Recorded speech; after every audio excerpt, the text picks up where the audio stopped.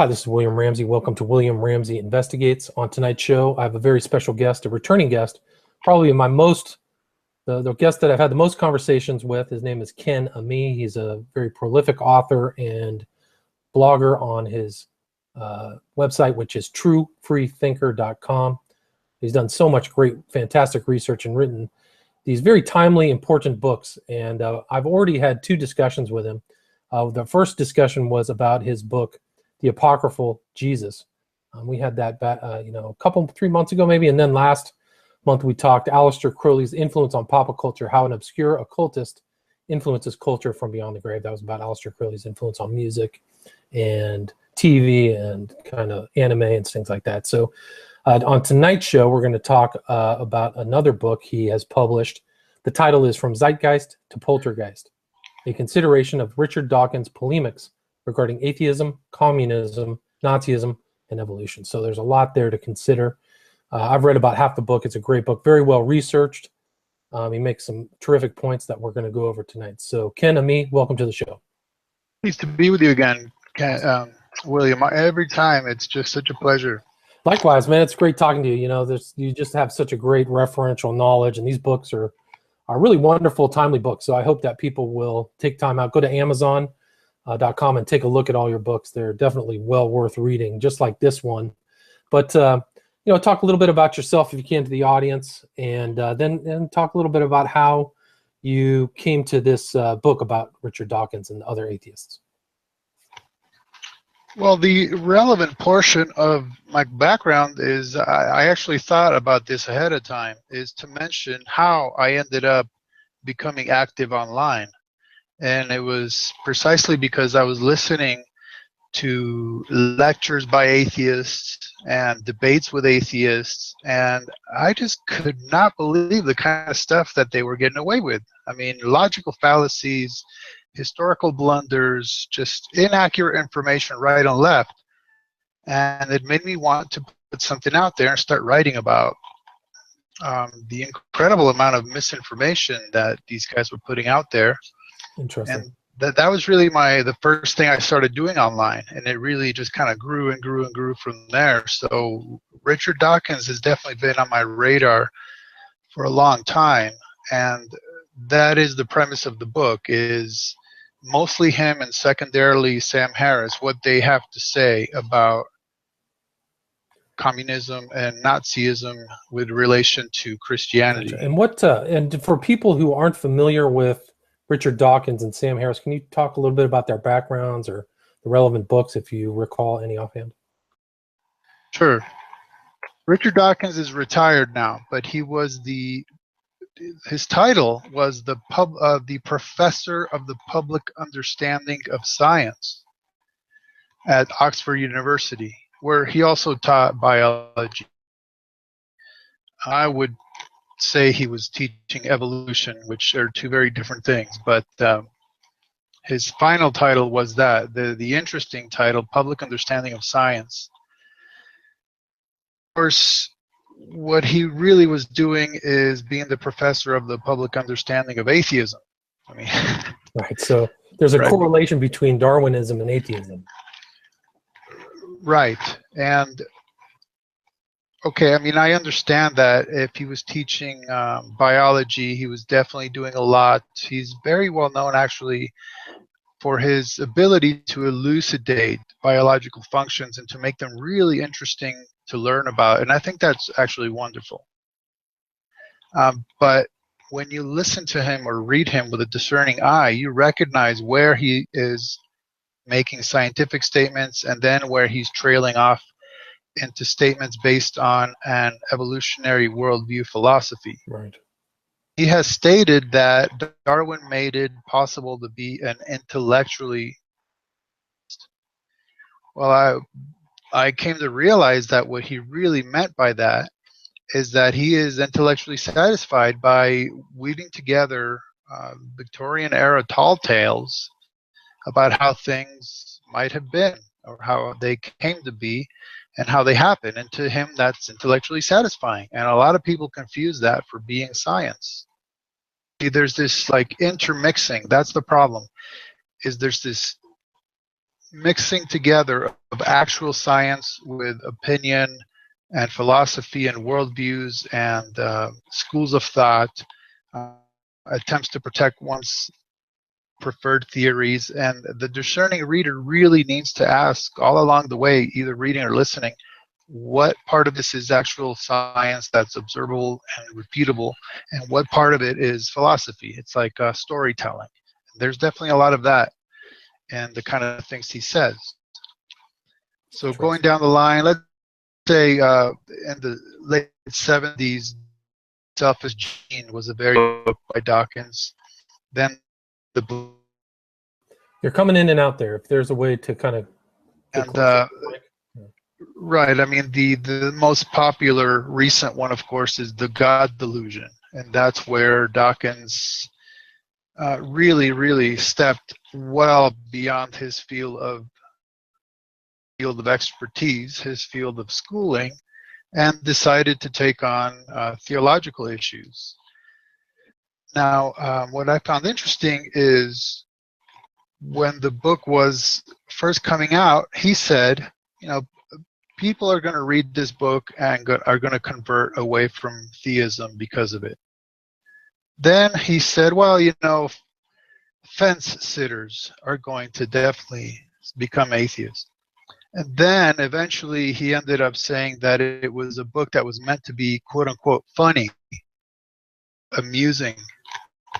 His words. So, I mean, it was going to be like a book that would just convert you on the spot. And then eventually when it, obviously got so absolutely beat up on logical and theological and historical and scientific terms that he ends up saying, well, it was meant to be funny. And after he gets kind of caught in all of these fallacies, correct? I'm sure, especially since retiring, he's basically been a professional atheist, right? He's very public. Yeah, he's on in all kinds of lectures, and people have him on his shows to discuss his positions. I was just going to say, so I mean, and then you addressed some of his kind of positions regarding these kind of fascist movements, Nazism, communism, and can you kind of lead us on into that? Sure. Let's not forget to introduce Sam Harris real fast. Okay. And, yeah. So Sam Harris, another pop atheist, he. You're coming in and out there. Close to your microphone. Okay. Yeah.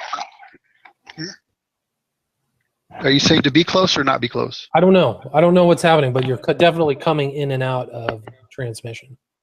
Okay, good. I'm just sitting here barely moving, so I'm not sure what the issue is. Okay, maybe it's just the connection. I can hear you fine now. Okay. So Sam Harris. Okay, yes. So Sam Harris states that he became an activist atheist on 9/11. Right? As soon as he perceived that the attacks upon America were caused by theism, that's when he decided he's going to become an atheist activist, right? He was an atheist before, but now he's going to be an activist. Because theism leads to acts of violence, right? For example, his main book that he wrote on the subject is called The End of Faith, Terror, and the Future of Reason. So that's his point right there. And religion leads to terror, and the future has to be a future of reason. Gotcha. I mean, it tells you right there exactly what it is. He has an interesting background. I often say that he is a deist, but he doesn't like the term mystic. He doesn't like the term Buddhist, and he doesn't like the term atheist when applied to himself.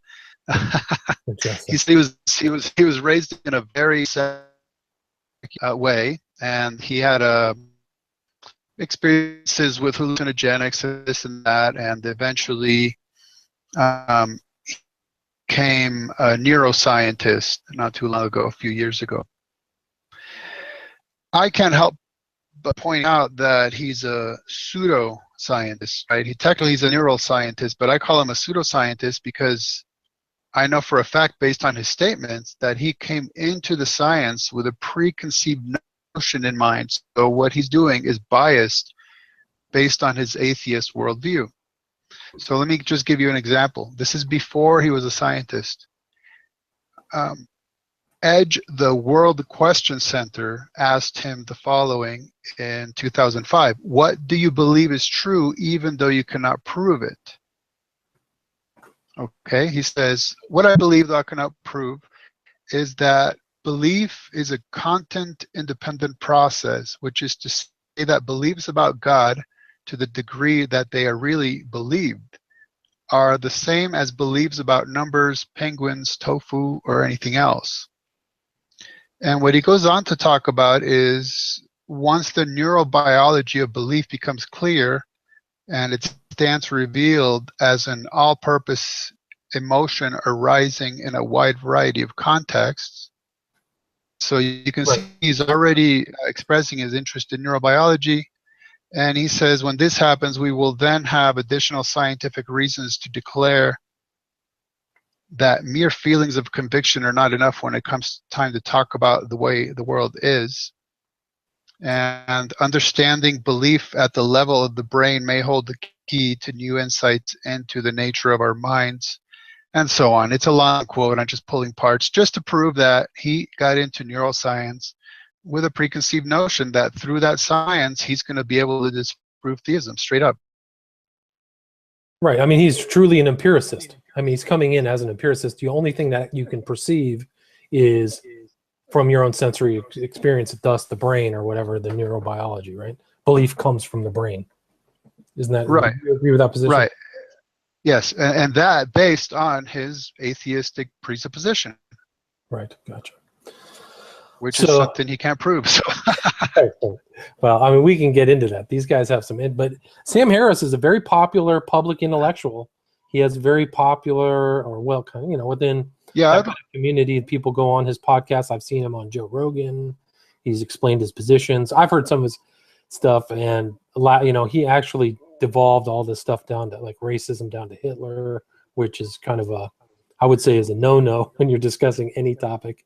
But we're going to get into Hitler too. But well, when it comes down to it, Sam Harris blames the Holocaust on the Jews. Really, that's interesting. Yeah, and I'm not just saying that as some kind of conclusion. He straight up made that claim. So we've talked a little bit about Dawkins, talks about Harris, and then, you know, their kind of positions are, I would say, somewhat similar, right? Wouldn't you? That they're empiricists and that belief takes place in the brain. There's nothing outside of human perception. So what? William, yeah, go for it. You just cut out for about 30 seconds. I mean, I heard nothing. Well, I was definitely had you on mute. So I mean, I was definitely letting you talk. I was letting you talk. Well, but mute should be that I can't be heard, but I couldn't hear you at all. Interesting.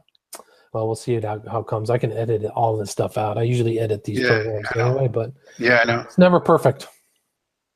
But did you hear me talk about Dawkins and Harris? So let's talk about Richard Dawkins and his polemics regarding. I mean, he's obviously an anti-Christian, anti-religion. It's not reason, you know. Then he, you know, he kind of imputes that to communism, Nazism, that they are. I mean, they're not.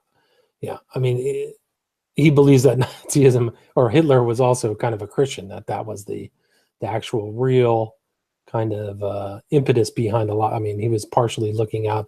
Yeah, Hitler supposedly had a Christian worldview. Would you agree with that? That's Dawkins' position. Yes, that is Dawkins' position. That's ridiculous. I mean, I think that, you know, according to my research on Hitler, he knew all these dates. He knew he was an astrologist. He, you know, I mean, you record a lot of these statements in his book, in your book, that are, I think, remarkable, many of which I wrote down. But like, here's something by Goebbels. The Fuhrer is deeply religious, though completely anti-Christian. He views Christianity as a symptom of decay, rightly so. It is a branch of the Jewish race.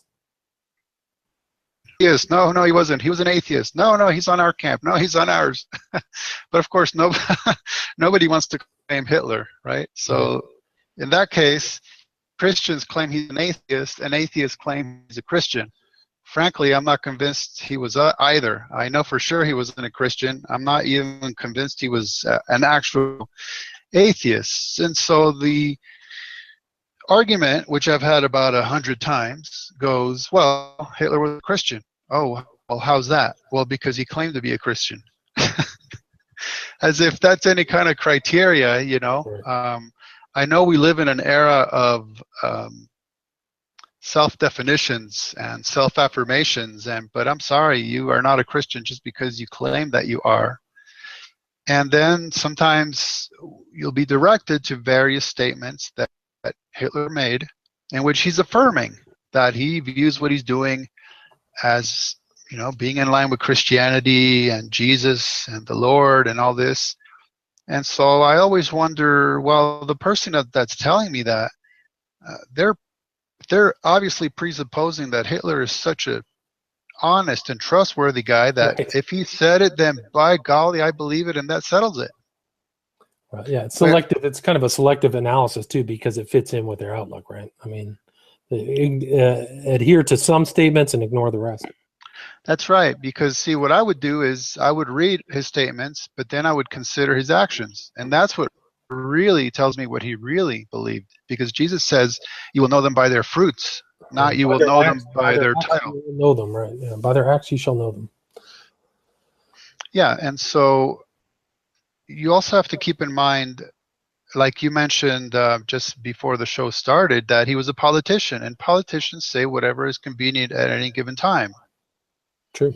Okay, and another thing is, Hitler was in the public eye for a very long time. I mean, he fought in World War I, right? He takes us all the way through the end of World War II. That's very many years in a politician's life. So what are we talking about? The Hitler of the early 30s, of the mid 30s, of the late 30s, of the 40s? I mean, that's a good point. Sometimes you have to say, well, when, in what context did he say what he was saying? Because you find that he contradictory statements, and they may be contradictory because they were said years apart. Or, for instance, some people say Hitler was pro-abortion, and other people say Hitler was pro-life. Well, he was both. Abortion of non-Aryans, but he's against abortion of Aryans. Right. Right? I mean, he's against Catholicism when it's convenient. He's pro-Catholicism when it's convenient. That's just how it goes. Right. Whatever serves his positions or ideas. Yeah. Right. I mean, so I would find it literally impossible to believe that the world's most infamous anti-Semite considered a Jewish man to be his Lord, God, and Savior. Yeah, I agree with that. Yeah. Well, I mean, the interesting thing is he interpreted Christ as, at least in one of his writings, as somebody fighting against the Jews. And I mean, I think you wrote in your book that he didn't believe that Christ was Jewish, right? So that's the way he interpreted Christ. So it wasn't anything truly, I mean, it was a perversion of the biblical narrative. Right, because at that point, you either need to start mythologizing and claiming that Jesus was not Jewish, or saying that he was the true Jew and the other Jews, such as Pharisees, were not really Jewish, they were false. You have to start playing all these games. But the bottom line is that Hitler is within the cultural background of the German theologians who basically deconstructed the Bible according to their own worldview philosophies. And so what happens is, what you end up in Germany is a movement called positive Christianity, which is, you know, Christianity missing all the stuff that would actually make a Christian. Yeah. And I mean, it's like a positive name too. Like, this is the positive stuff. Let's excise all these other statements. Right. And so even if every day of his life Hitler said, "I'm a Christian," you would have to say, well, define that for me. What does it mean to be a Christian? Because the Reich churches that were being established move the Bible and replace it with Mein Kampf. And so what kind of Christian church is that? Right. Well, right? that's it. I mean, positive Christianity was involved all kinds of racial purity laws and ideas, Nazi ideology. Yeah, so it was basically something like maybe you'd see here in the States among white supremacist. I forgot this one group, but like they, turned Christ into an Aryan, Yeah. something which is a joke. And so you can't just go by labels and titles and words. You have to dig into the definition, and that would sometimes require you to know something about the historical and cultural background. Yeah, I agree. Like I can't tell you, now I'll grant you this is low-hanging fruit kind of stuff, but I can't tell you how many times I've had atheists tell me, oh yeah, but the belt buckles. The Right, belt that buckles says it said all, God right? be oods, right? It said God with us. Oh, so that means that they were Christians because God. Because of one thing, yeah. And you wrote in your book that was actually pre-Hitler, so that was something from the Prussian army or something like that, right?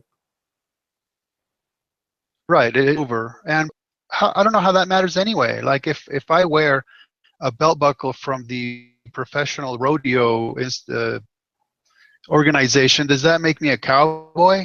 Right. I mean, seriously, this is just what it comes down to proving to me is that Nazi propaganda is alive and well today because people just keep on repeating it. Right. Good point. Yeah, that's right? a good point. Yeah.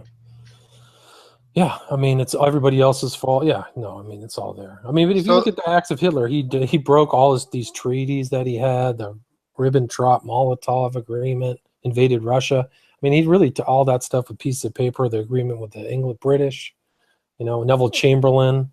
All those things were broken. Didn't care anything about that. So all these agreements that he promised to, he didn't even adhere to. So, yeah, more in line with "do what thou wilt" than anything having to do with Christian inaction.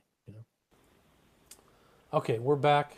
Talking again with Ken Ammi, talking about the positions of noted atheist and Darwinist Richard Dawkins regarding Christianity, communism, Nazism, and kind of the modern kind of 20th century and these cataclysmic events that took place. So we kind of got to talking about Dawkins and his opinion and his ideas about Hitler. So Ken, if you'd like to kind of continue on that premise or that position. Well, the basic point that Dawkins and Harris and other pop atheists are making is basically to blame Nazism and, well, all kinds of atrocities throughout history on theism, and then turn around and claim that atheism is as white as snow. I mean, they're completely blameless because nobody ever takes an action based on a lack of belief, is the way they like to put it. Interesting, yeah.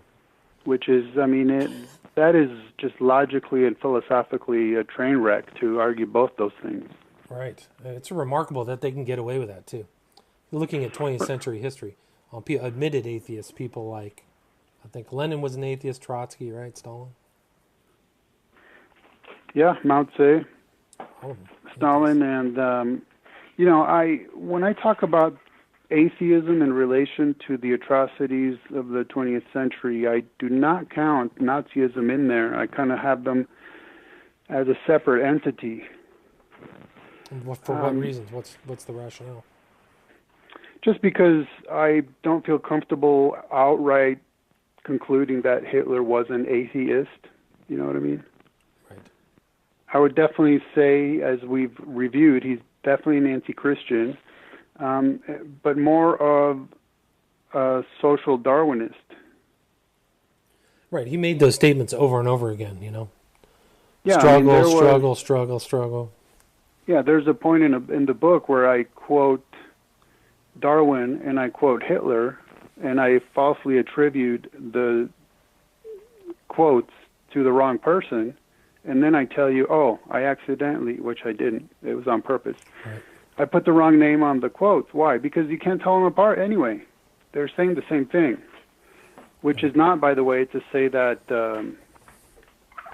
obviously Darwin died long before Hitler came around, but Hitler and people like him who were attempting to apply evolutionary concepts to humanity were very blunt about what they were saying. Now, the key thing for me, when we take the atrocities of the 20th century as a whole is that, yes, within merely a few years, atheists mass murdered more people than anyone else could have ever hoped to have done.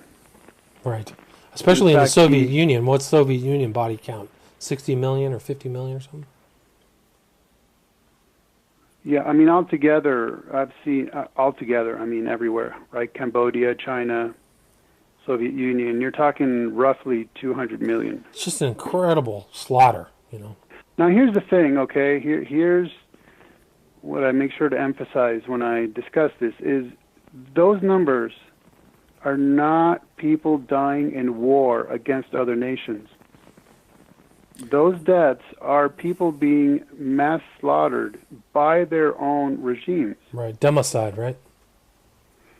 Right. It's not, I mean, the body count from war during that era is a separate issue than the fact that because of their atheistic evolutionary worldviews, these atheist leaders viewed their very own people as, you know, bioorganisms, useless or worthless eaters, right? People who are just consuming, and why not just get rid of them? I mean, it's better for the rest. In fact, they might not even have seen them as their own people. These are just like less evolved primates. Right. And right. So I think the Nazis definitely felt that way, but I think that in these communist, you know, upheavals, they thought that people who weren't supporting the socialist utopia, those are the ones that had to go, you know, and that was the excuse to get rid of them. So it was kind of like they were lesser. You're not on with the program, okay, psst. You know, purge. Right. So that to me is very significant because these were not soldiers. These were not people fighting battles. These are people literally being mass murdered based on nothing but a worldview philosophy. Right. And what I hear back quite a few times, I've heard back from atheists saying, well, those numbers were just really so high because we've reached a certain level of technology where it made it a lot easier to kill a lot of people at one time. But, I mean, what kind of technology exactly does it require to starve people to death? Right. I mean, it actually requires a lack of technology. And how much technology does it require to put one bullet inside of one brain and then fill up a mass grave? I mean, no. Sorry. Well, you made a really excellent point in your book when you brought in Solzhenitsyn talking about how, you know, there hadn't been mass murders until this, and then all of a sudden, you know, Russia was relatively peaceful, and then these cataclysmic slaughters took place, you know, and I thought that Solzhenitsyn made some amazing points, you know, about that. But yeah. Right. And before him, Friedrich Nietzsche, he had literally predicted that would happen. Wow, fascinating. I refer to it as the deicidal prophecies because Nietzsche, late in the 1800s, saw that with the death of God would come about those sorts of atrocities, point blank.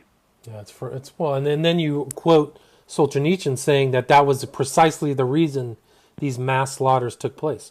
He says, here's a quote, "And if I were called upon to identify briefly the principal trait of the entire 20th century, here too, I would be unable to find anything more precise and pithy than to repeat once again, men have forgotten God." Right. It's remarkable. And, you know, the interesting thing is when Trotsky took power in southern Russia, the first thing he did is erected a statue of Judas Iscariot to taunt all these people and show he was a anti-Christian and an atheist.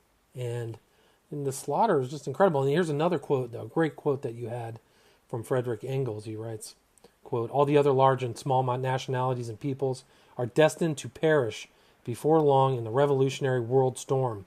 The next world war will result in the disappearance from the face of the earth, not only of reactionary classes and dynasties, but also of entire reactionary peoples. And that too is a step forward in history. In history, nothing is achieved without violence and implacable ruthlessness." And frankly, one of the things that's disturbing to me is how many atheists I've run across who literally deny history that's as recent as less than 100 years ago. Straight up deny it. That's true. That's actually very common in Russian apologists, is they deny the purges and the slaughters and the starvings of the Ukrainians and the killing of the elites and just everything, you know. They just deny it happened. And so what I see is atheists constantly arguing that, you don't need God for your ethics. You can just kind of invent your own. And it's like, well, that's a very convenient thing to say when you live on a country that was originally premised on Judeo-Christian principles, and it's a rich country and a safe country, and you have a lot of freedoms. Right. But when you start building up a regime based on the view that you're just another bioorganism, right? You're a hairless ape. You're either producing or you're just consuming, and then things get ugly very quickly. It's true. You know, one of the interesting things I see about the Darwinists and the atheists is that they adhere to this idea of the struggle of life over millennia, but, you know, this ruthless struggle or whatever, and then say, you know, they don't care about the Christian, like there's a duality where they say, oh, we can have our own values, even though we believe all life came from accident and struggle. It's very strange. Very strange for me. Right, because what happens is good becomes evil and evil becomes good, because everything that has happened throughout history is for the betterment of evolution and to producing better creatures and better humans. And, well, that includes a whole lot of death, pain, and suffering. So you're forced to say, well, that was beneficial. Yeah, it's amazing. I mean, I even have quotations from Sam Harris and other very well-known and respected atheists who argue that rape played a beneficial role in human evolution, right? Because, I mean, it happened. Obviously, it produces offspring, so then that widens the gene pool. It must be good. I mean, literally, that's the way they view it. They view it, right. Okay, so then we get back to Dawkins. He claims that when it comes to dealing with society and government, he's an ardent anti-Darwinist. And I think that's very wise of him, because he knows exactly what would happen with a government that's based on Darwinism. I mean, we've seen it in history, right? Right.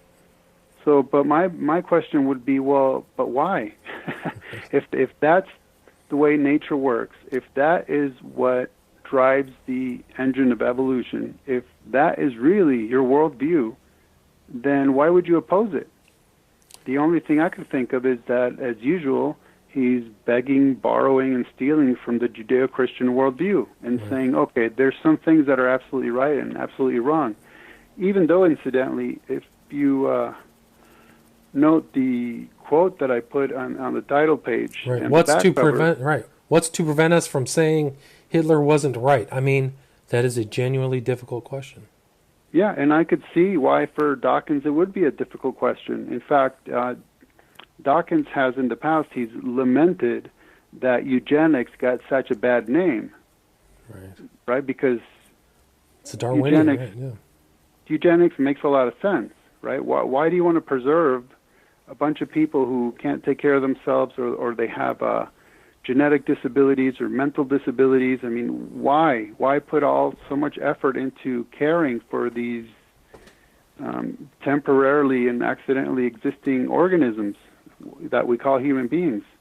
So he says, yeah, it's really too bad that eugenics got a bad name, because it's a useful concept. Right, from his atheistic, Darwinistic. Well, yeah, sure. Worldview, right. Yeah, it's amazing. I mean, I think that these kinds of ideas that are going to, end up, you see the Antifa and all of this social, constructs that comes from people who have this kind of, red outlook, this kind of socialistic, would you say socialistic, Darwinistic worldview. I mean, I think to be a communist, you basically are an atheist. Religion is the opiate of the masses, right? So, you just see this kind of aggressive violence towards socialism. Yeah, and okay, time for a joke. Okay. Carrie Fisher, she played Princess Leia on the Star Wars. Mm-hmm. Yeah. She says, Marx said religion is the opiate of the masses. I used to do mass amounts of opiates religiously. That's funny. Yeah, she was a garbage head, man. She did all kinds of drugs. She was something else. Yeah, you mentioned Antifa, and just today on the way to dinner on the radio, we heard a clip of an interview with a college professor who is basically saying that violence is acceptable as a counteraction to thought. I mean, if you are expressing a point of view that he and people like him find objectionable, it's perfectly acceptable to be violent against you, just because of what you're saying. It's remarkable. Okay? And now listen to what Sam Harris wrote in The End of Faith in 2005. Some propositions are so dangerous that it may even be ethical to kill people for believing them. Wow. I mean, that's what we're up against. And that if you quote that to certain atheists, they'll go after you for not understanding his wisdom. Right, right. And his delivery is so like middle of the road, passionless. I mean, it's really something else that he pro-rape, pro-kill. I mean, it's kind of like a sneaking, violence, in those terms. Well, yeah, I mean, let me qualify something. I would not say he's pro-rape. He recognizes that rape within our society today, it's not legal or ethical, but he can admit that it had its place in human evolution. In fact, let me quote to you what he said about the Holocaust. Okay. The gravity of Jewish suffering over the ages, culminating in the Holocaust, makes it almost impossible to entertain any suggestion that Jews might have brought their troubles upon themselves. This, however, in a rather narrow sense, the truth. Okay? So why in a narrow sense is that the truth, that they brought the troubles on themselves? I'll get back to that in a second. Okay. I was mentioning that within the context of making sure we understand his statements about rape, because here he blames the Holocaust on the Jews, and then when Muslim women are raped by non-Muslims, guess who he blames? He blames Muslims. Well, how's that? I didn't know exactly. That. Yeah. How is that? Well, he says, if Islam didn't have such a strong taboo against rape, then Muslim women wouldn't be raped by non-Muslims, because the non-Muslims are raping them just to make it almost impossible for them to keep functioning normally within Muslim society. Okay. And so that's the same thing with the Jews, because the Jews have always had this concept of maintaining their own identity, right? Their own non-assimilation, right? Right, and that's why he's saying that. Well, yeah, you guys just, played this non-assimilation game to the point where it became easy to target you. You just made yourselves targets, so it's your fault. Interesting. That's and this guy is a champion of reason in our modern age. Right, like that's it. It's like a human reason. There it is. It's uninspired, cold, non-empathetic. It's remarkable. I mean, a lot of people take him seriously. I read one of the entries. I think I read the intro to The End of Faith, and I laughed out loud. I think I told you that before. But I literally read a page and a half, and I was like, this is a joke. This is hysterical. He has no idea what Christianity actually means. They kind of it's kind of like you pick and choose your own facts and make up a narrative. And that's right. Because could I start a violent, militant, oppressive organization and claim every single day that we're Christians? Sure, I could. Right. We've already talked about this. People do it all, yeah. But it's not obvious enough that people get it. That doesn't mean it is. Right. That doesn't mean it is. So I would have to say, well, okay, let me think back. Did Jesus do things like this? No. Okay. Did his apostles? No. No. Did his disciples? No. Did early church leaders? No. Okay. To where do we want to go to say, violent oppression, that's definitely Christian ethics? What? I'm going to have to respond to the Crusades or the Inquisition? I mean, we're going to have to go historically and culturally so far away from Christianity's founding principles that I have to answer for that as if that's as legitimate Christianity as is the New Testament Christianity? No. Yeah, agreed. In fact, I can condemn those actions on absolute terms where atheists can only condemn them because they feel like it. I mean, that's just putting it very bluntly. And I'm going to look up a quote if you want to make a few statements. Okay. Yeah. Well, I was just going to say that, there's a lot of great information in this book. I definitely recommend the book. The picture on the top shows a propaganda poster that was designed by the Nazis of a Nazi knife going through a Holy Bible. I mean, that's a pretty clear indication that, it says this is the enemy.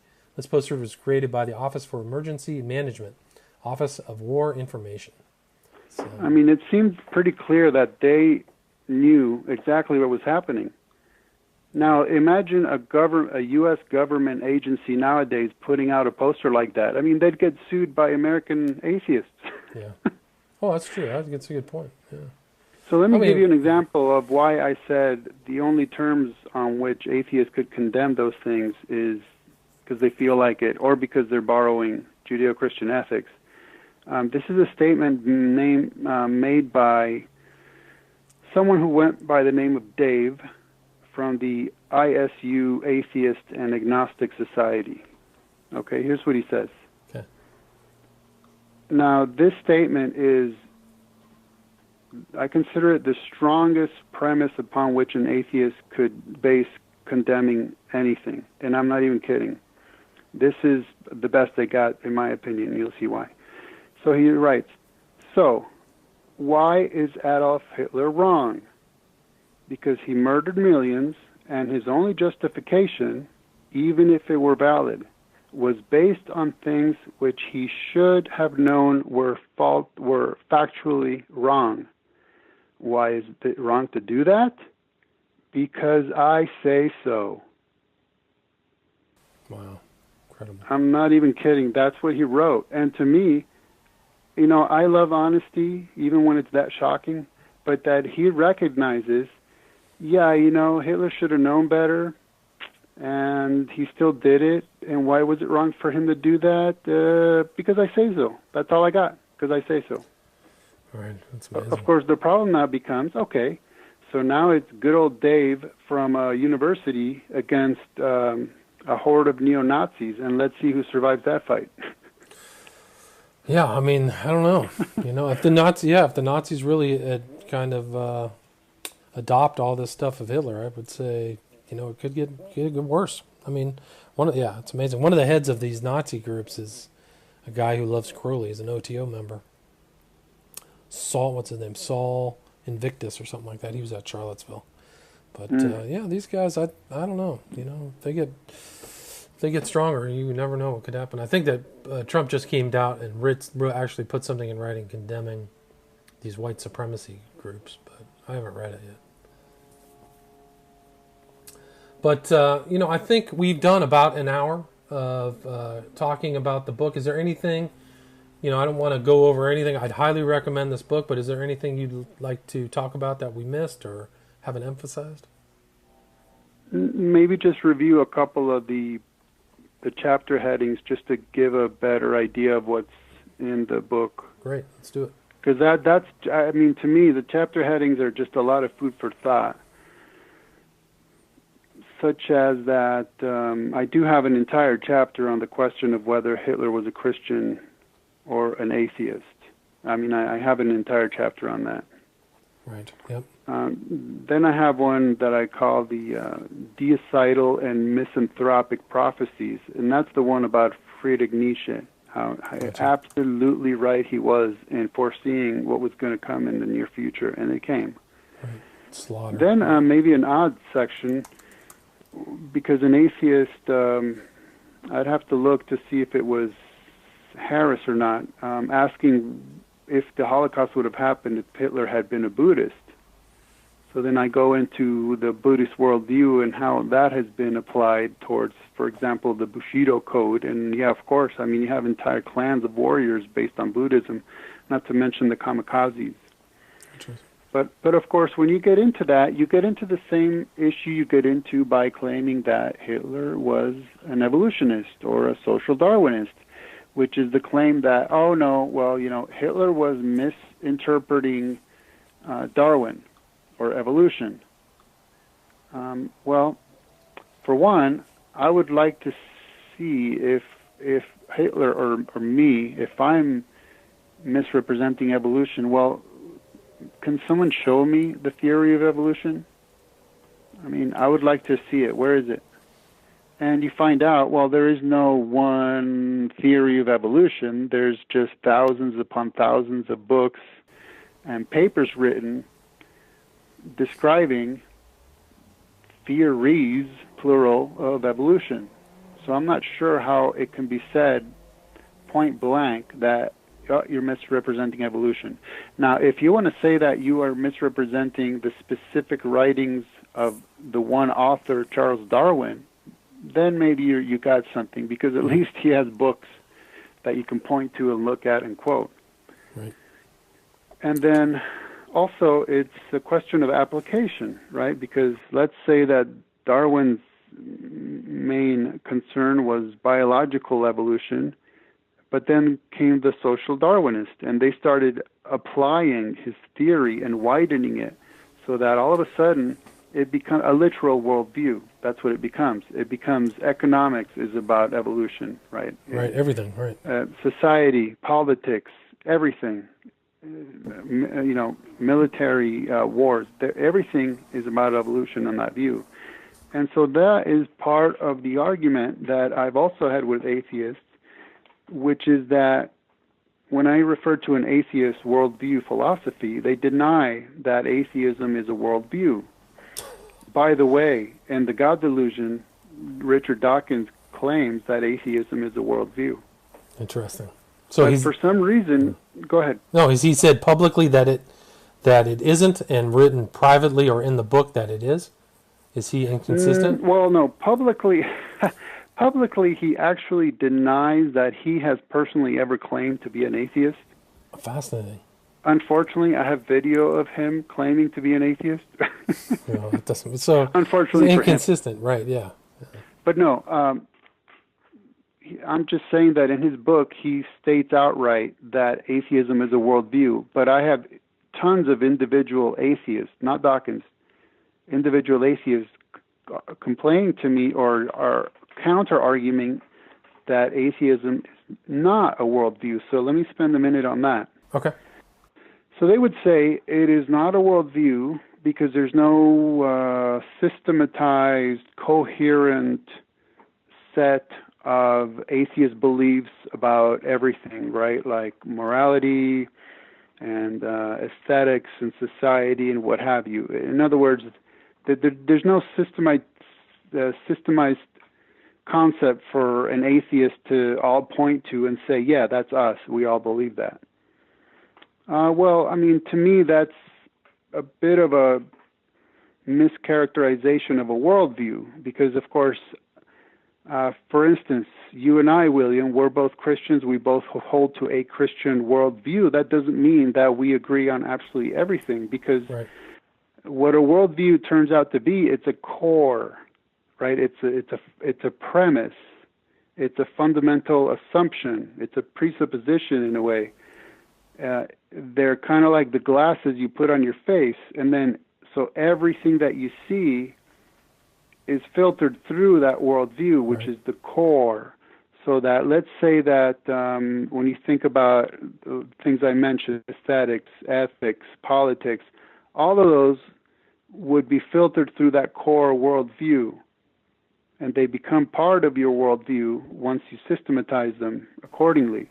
So that let's say tomorrow we might learn something brand new. Maybe we discover a new planet or a new species of insect. That would be something that was not in our worldview because we didn't know about it. Well, now we learn about it and we systematize it by filtering it through, understanding it through our worldview. Right.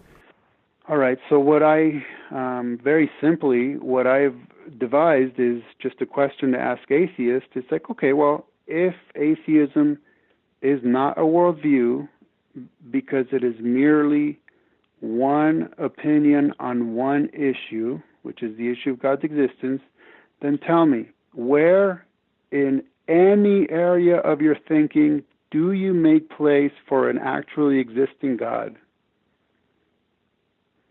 And when the answer is in no area whatsoever, I go, well, there you got yourself a worldview that's atheistic.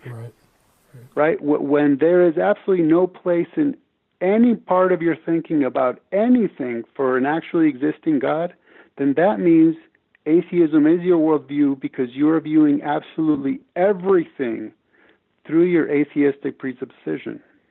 Right. So there you have it, and I got into that because of talking about Buddhism, and is it misinterpreted when it's used to justify military actions? Well, is evolution or Darwinism misinterpreted? Is Christianity misinterpreted? And so it's interesting to get into these issues. Agreed. Definitely agreed. Then, please continue. One chapter I have, I call it what the Richards, that's Richard Smith and Richard Dawkins, didn't bother mentioning, because I found it interesting when Dawkins is playing off of the claims of Richard Smith. Boy, I noticed so many things they didn't bother mentioning. And what it does is it makes their arguments very self-serving and convenient, because they're only telling the parts of the story that make them seem as if they're correct. But if you know better, then you know, boy, there's so much they're not mentioning it that actually topples their claims. Interesting. And why? I have Go ahead, please continue. Yeah, then I do have a section on showing the anti-Christian nature of Nazism, such as the de-Jewification of the Bible, as the Nazis called it, and the establishment of Nazi Reich churches, which just make it absolutely clear. I mean, right. If Christianity was basically to them it's just something to be used. Yeah, it was like an just something tool, to be used, yeah. And something that had been so misdefined and redefined that if they were to call themselves Christians, that would mean something absolutely foreign to any traditional Christian that has lived throughout the past 2,000 years. And I think that was part of their thing, is just to syncretize it with Nazism and turn it into Nazism. You know, I mean, you talk about. I think there was a thing in there about Alfred Rosenberg, arguably the ideologue, one of the main ideologues in the Third Reich. You know, just going in and manipulating these churches and changing them to under the power of the Nazis. And yeah, it's incredible. Yeah,